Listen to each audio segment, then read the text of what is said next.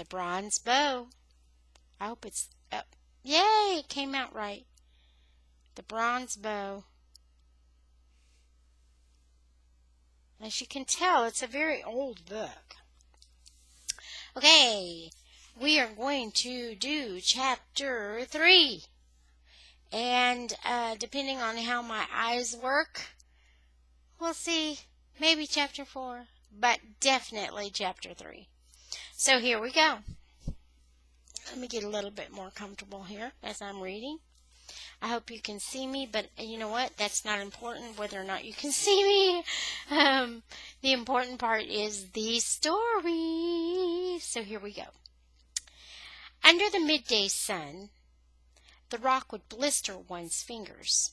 The air over the smelting oven quivered. When Daniel bent over it to poke at the doughy mass of red-hot ore, the fumes scorched his nostrils. He glanced at Samson, who, for a full half-day, had been kneading the bellows without ceasing. Perhaps Samson, wherever he had lived, had learned early to endure the heat of the sun. Daniel had had enough for this day. The small lump of iron could be left now till it had cooled enough to be broken into pieces. He picked up a goatskin bag, tipped it up, and let the warm water run down his throat and splash over his chin and chest. Then he handed the bag to Samson. After almost 4 weeks in the camp, Samson still never helped himself to anything. Daniel had to have it forever on his mind that the man might be hungry or thirsty. Now, watching the water sloshing out carelessly, he reminded himself that the man had earned it. They had twice as much water in the camp now that Samson helped to haul it from the spring. Had the big man any idea that he was free? He seldom made a move without an order from Daniel. Rosh had given him up in disgust. Rosh was used to seeing men jump when he gave an order. But no matter how he shouted and cursed at Samson, the giant stood immovable. Baffled, not sure whether Samson was utterly stupid or only defiant, Rosh had shrugged the man off on Daniel. All day long the giant was at the boy's heels, and at night he slept so close that Daniel could barely stretch his legs without kicking him. It was like being chained to a huge rock, having to drag it with him wherever he went. Daniel had to admit that his work was easier. There was never a lack of firewood, and with Samson to help with the bellows instead of the skinny 12-year-old Yoktan he could keep a steady heat in the furnace. The other men were grateful for Samson's muscles, too. They came to Daniel as though they were asking to borrow a hammer or an axe. A boulder that 5 of them were heaving and tugging, Samson could roll into place like a child's pebble. The whole eastern end of the camp had been fortified in the last 2 weeks. Even Rosh had to admit that Samson earned his keep. But the men still hated and feared him and made him the butt of all their jokes. That was one more reason for Daniel to resent his burden.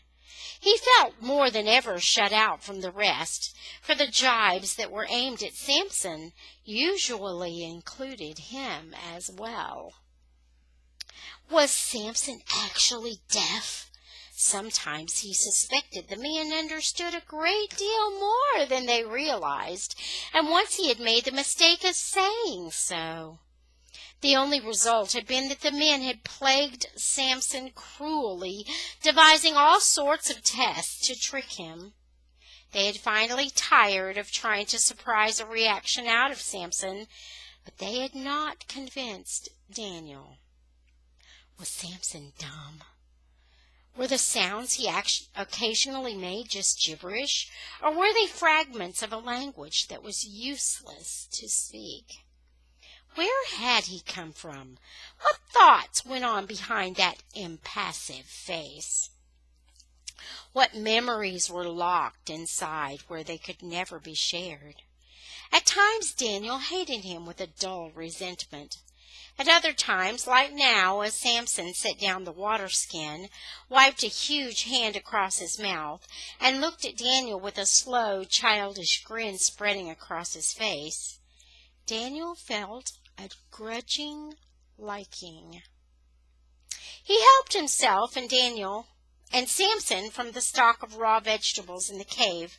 Cabbage and cucumbers and onions pilfered from the farms in the valley, and they lay down in the dark shade of the cave to doze away the midday hours. He was roused by Rosh's voice shouting his name. He came out of the cave, still half asleep, blinking in the sunlight. Ebal, the sentry, had come into the camp leading a man who was tied and blindfolded, as Rosh ordered all strangers and prisoners must be. "Come out here, Daniel," Rosh barked. "This fellow claims he was looking for you. Ever seen him before?" Daniel came nearer, staring at the young dark-bearded stranger. Unhampered by blindfold or thongs, the man stood in the center of the suspicious ring of outlaws with the easy confidence of one who had nothing to hide. "Is this Daniel?" He spoke in a deep voice. "Peace be with you, my friend. It's been a long time." Daniel came closer. "Simone?" he asked, uncertainly. He could scarcely associate his memory of a tattered apprentice with this tall, vigorous man. "Yoel gave you my message." "I was glad to get it. You'd be surprised how often I've wondered what happened to you." "So you know him?" Rosh was puzzled, but he signaled for the man to be released. "The boy's been well taken care of," he said affably. "You can't deny that." The blindfold removed, Simone looked Daniel over with a twinkle of amusement that the boy was taller than he. "He's grown, that's certain," he allowed. "I wouldn't have expected so much muscle." "That's from the forge," Daniel said, flattered. "Did Yoel tell you I've kept at my trade? I'll show you." "Later," said Simone. "First I'd like some water, if you have some. You people give a man a warm welcome up here."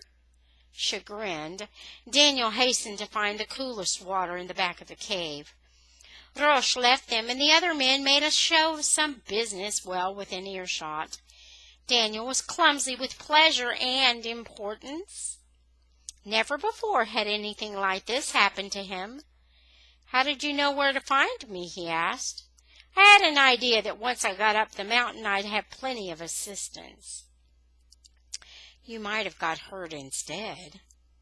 "I don't think so," said Simone. He seemed very sure of himself. Proudly Daniel showed Simone his forge. He knew he had reason to be proud of it, but it was gratifying to see Simone's surprise. He had discovered in his first year on the mountain patches where the soil was rusty with iron. Gradually he had learned to smelt it, constructing an oven against a rocky wall, lining it with clay, and devising a primitive sort of bellows from a pair of goat skins. "This is very good," said Simone, poking at the lump of ore that lay cooling in the ashes. "No wonder you have muscles." "Samson helps me," said Daniel, pointing toward the big man who crouched near the mouth of the cave. Simon started. "Beard of Moses, where did you get that giant?" "He escaped from a caravan," said Daniel. "We don't know where he came from." With a long look at Samson, Simone turned back to the blade Daniel had put in his hand, running an expert finger along its edge. "Not bad at all. Amalek taught you well. Do you make anything besides daggers and swords?" Daniel hesitated. "Hooks, sometimes. We don't have horses, and we're not farmers."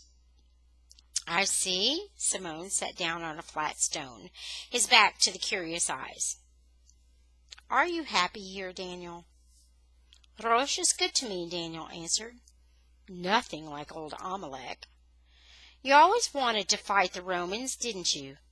So did you, said Daniel.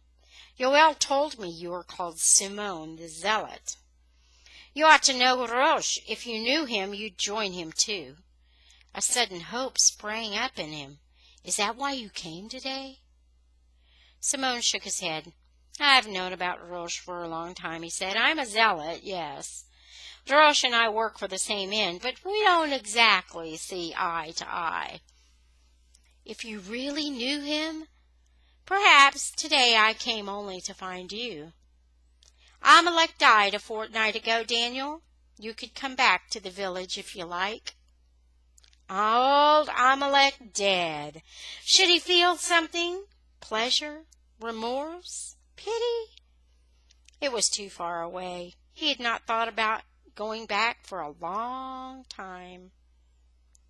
What about my bond? He asked. I had 4 more years to go. There's no one to hold you to it. He hadn't a relative to his name, nor a friend either, poor man. I doubt anyone would even remember. Daniel tried to imagine going back. He couldn't tell whether he would like it or not. Simone let him think for a moment. Don't you want to see your grandmother again, and your sister? Daniel did not answer. He was ashamed to say that he did not want to see them, but it was true. They have worried about you just as I have, said Simone. If you go back with me, you need to stay only a day or 2, just to let them see you are well. It would please them. Rosh might need me. Daniel felt upset and resentful, as he had that day on the mountain top with Yoel. What was there in the village for him but the old troubles that had ceased to bother him up here? In the end, however, he let Simone persuade him. Simone and his own curiosity. Rosh grumbled, but there was an irresistible confidence about Simone that Rosh admired. The difficulty came from the one Daniel had not reckoned with at all. As he and Simone walked to the edge of the clearing, a vast shape rose from the mouth of the cave and moved after them. Looking back, Daniel found Samson at his heels. Go back, Samson, he ordered. I go alone this time. He called Yoktan, and the red-haired boy jumped to answer. See that he gets his meals, he told the boy. Yoktan shut his lips tight, looking stubborn and scared. He won't touch you, Daniel urged. Just for one day, Yok. I'll do your work for you when I get back. Yoktan agreed sullenly. Anyone who tries any tricks will have me to reckon with, Daniel shot back over his shoulder. But when he and Simone started forward again, the big man moved behind them. No, shouted Daniel, angry now. He waved his arms. The man stared at him without expression, or was there an expression that Daniel did not want to see? You cannot follow me, the boy said. Wait, I'll be back. Then he turned and stamped down the trail behind Simone. At the first turn, he looked back. Samson stood at the top of the trail, looking down. He did not move, and Daniel raised a hand briefly to him and went on. As they walked, Daniel tried again to persuade Simone. If you're a zealot, if you work for the same end as Rosh, why won't you join him? When the day comes, said Simone, when the one comes who will lead us, then we will all join together. In the meantime, as I said before, Rosh and I don't see eye to eye. For one thing, I prefer to earn my own bread and meat. The insult to Rosh was like a blow to Daniel. Doesn't a warrior earn his keep? He demanded hotly. Rosh would give his life for Israel. Why should the farmers begrudge him a few scraps? They owe him far more than he takes. Perhaps so, said Simone mildly. I did not mean to anger you, my friend. There will be need for warriors, but just now there is always a need for a good blacksmith. Daniel subsided into scowling silence. They left the rocky trail and came out on the road through the green pasture land that sloped down to the village. Presently they reached a small ford that crossed a mountain stream which gathered in a pebbly hollow richly overgrown with fern and clusters of rosy oleander and purple iris. Simone stopped and studied the spot. "This will do, I think," he said. He began to remove his head covering. Daniel watched, puzzled. "We will have to bathe here," said Simone. "When we reach the village it will be too late." "Too late?" "It will be to sundown and the Sabbath will have begun." Daniel reddened. How could he have kept track of the Sabbath? Had Simone guessed that in the cave one day was the same as another? Simone was looking at him, was carefully folding his cloak. Simone, not looking at him, was carefully folding his cloak and spreading it on a bush. To Daniel's eyes, Simone had no need to bathe. Daniel looked down at his own arms, streaked with soot and sweat. If Simone had said another word or even looked up, he would have abandoned the whole visit. But after a moment he stamped into the fern, stripped off his own filthy tunic, and splashed into the pool. The feel of the water, after weeks of measuring it by drops from a goatskin bag, was sharp pleasure. Daniel scooped up handfuls of sand and pebbles and scraped his hands and feet. Then he got down on his knees and plunged his whole head into the stream. He came up dripping to find Simone already dressed, sitting on the bank and smiling at him. This time he managed a sheepish grin in return. They reached the village just as the thin, clear note of the ram's horn sounded, the first call to the Sabbath, signaling the workers to leave the fields. Nothing had really changed in 5 years, except that it all looked much smaller than Daniel had remembered. The streets narrower and dirtier, the dooryards shabbier and more cluttered. There were a few houses with fresh mud walls and thatch still green on the roofs. He tried to recall who lived in this house or that one. They passed the shop of Amalek, so crumbling and out of repair that no new occupant had attempted to restore it to use. They passed the deserted square and the well where 4 weary donkeys were being hastily watered. They entered a dark, narrow street, at the end of which stood the small, remembered house, its clay walls dark and crumbling, its roof sagging. Here Simone halted. "I will leave you," he said. "You will do better to go in by yourself." Daniel looked at the house uneasily. "How do I know they are expecting you?" "I told them you were coming." Daniel glared at him. What right had Simone to be so sure he would come? Simone smiled a brief encouragement and strode away. Daniel stood, resentful, overcome with panic, and as he hesitated, the door opened and a very old woman stood on the threshold. How bent she was and thin. "Daniel?" Could that quavering voice belong to his grandmother? "Is that you, Daniel?" "Yes, grandmother," he stammered. "Peace be with you." As he spoke, he heard the second call of the horn across the village. "My boy, it is time you came home." Her eyes, pale and clouded, peered up into his face. Her hands clutched at him. At the door he hesitated, and the strong habit of his childhood reaching out to him.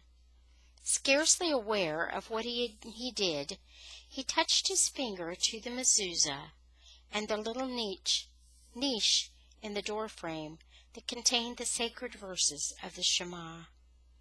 Then he stepped over the threshold. The room seemed to be empty. One smoking oil lamp hung from the rafters.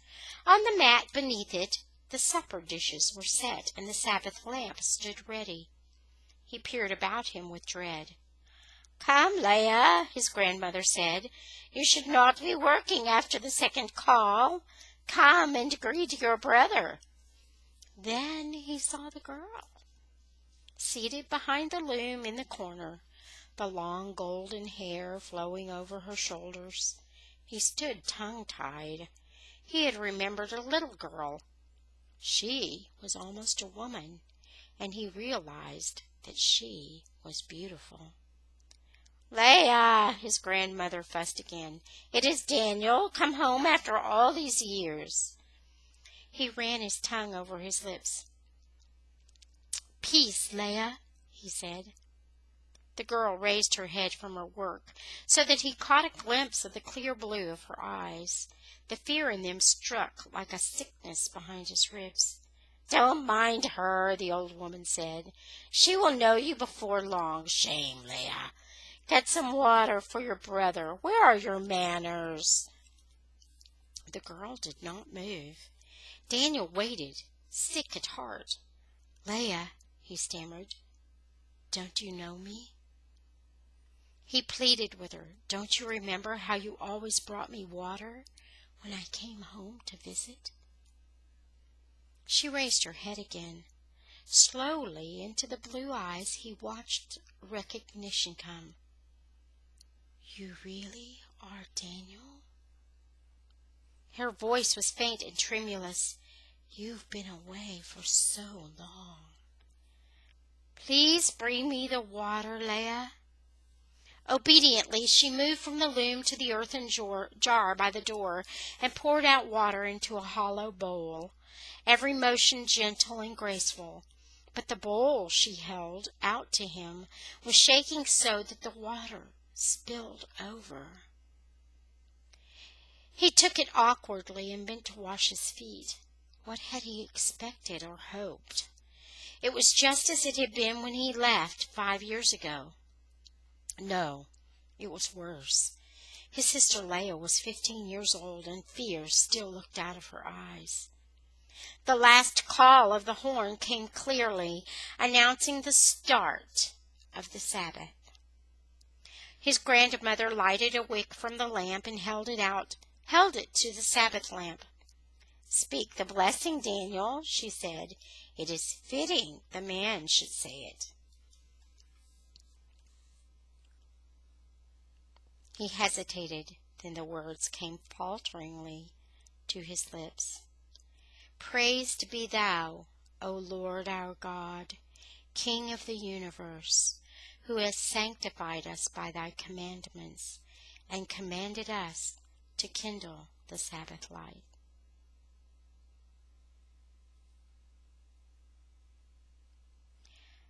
And I will say that in Hebrew. Baruch atah Adonai Eloheinu melech ha'olam,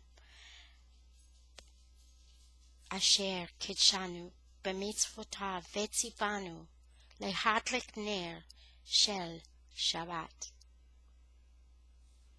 They sat on the hard dirt floor around the frayed mat, and once again his grandmother looked at him. Long ago, for the first months in the cave, he had repeated a blessing silently over his food. This he remembered well. "Blessed art thou, O Lord our God, who bringeth forth bread from the earth.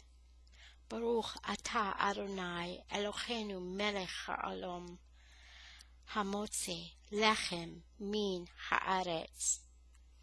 There was certainly little to bless God for.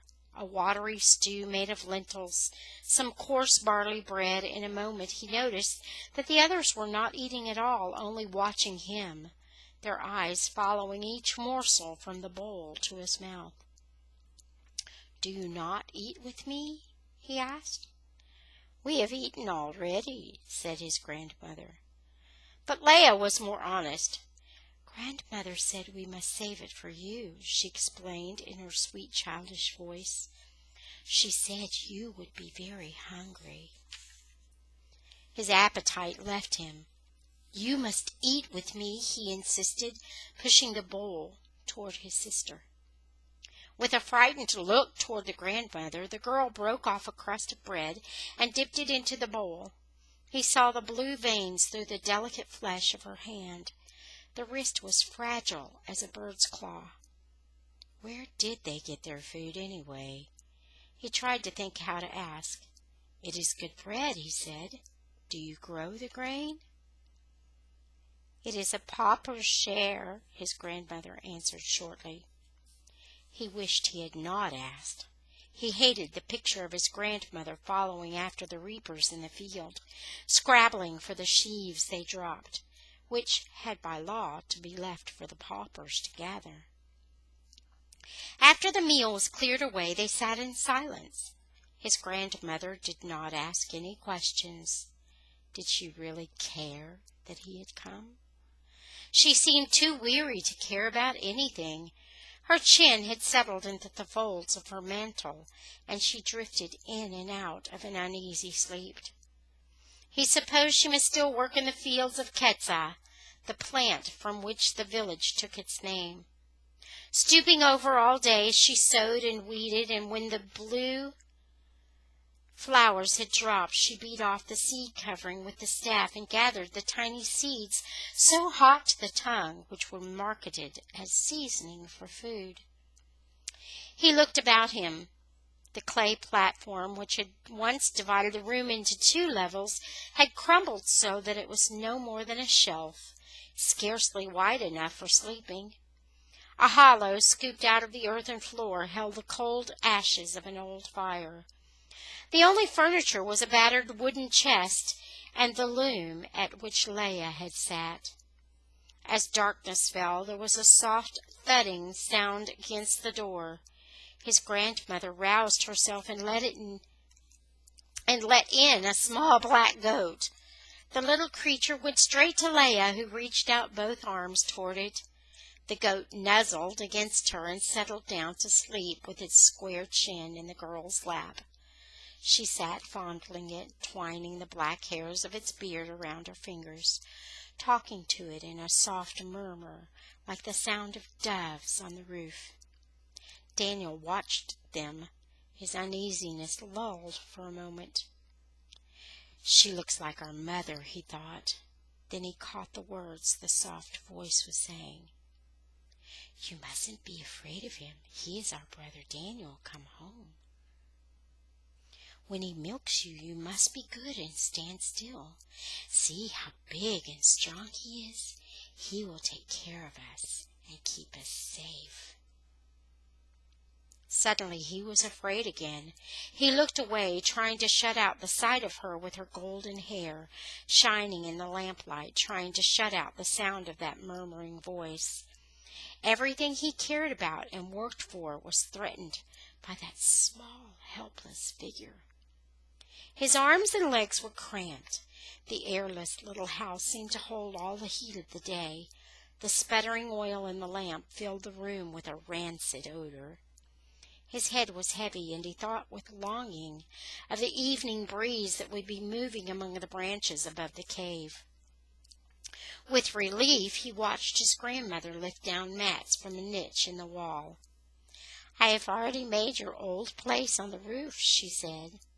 He took the worn roll of matting, bade her good night, let himself out the door, and climbed a tottering ladder up the outside wall to the flat rooftop.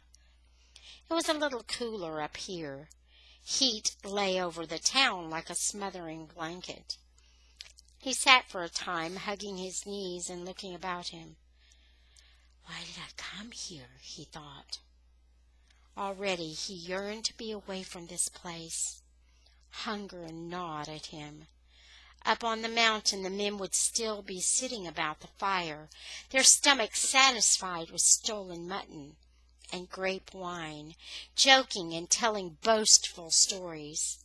Later they would wrap their cloaks about them and sleep with their lungs full of clean mountain air, and the stars would come down, brilliant, close enough to touch. He wondered if Yoktan had made sure that Samson had enough to eat. He wondered how long the man had waited at the top of the trail. Suddenly he flung himself on his face and buried his head in his arms, and could have wept for homesickness. And that is the end of chapter 3. Until next time, may the Lord bless you and keep you. May he make his face to shine upon you and be gracious to you. May he lift up his countenance upon you and grant you his shalom.